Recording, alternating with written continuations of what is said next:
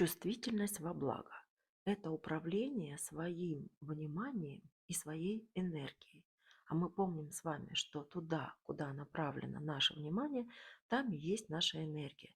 И вот тот дар внутри, который у вас есть, вы называете это эмпатией, умение предвидеть, умение чувствовать, когда кровь играет по жилам, ее нужно направить в нужное направление и помнить, что сначала нужно подумать о себе, исцелить себя, а потом уже помогать кому-то еще из благости, из добра, из света, из любви. Тогда, когда уже сияешь, тогда, когда уже исцелен, и тогда, когда уже точно понимаешь в этом вопросе.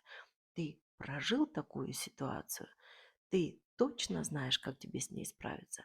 Ты ходил в обуви, которая тебе жмет, точно так же, как жмет тому, которому ты собираешься дать рекомендации или советы. Обнимаю вас.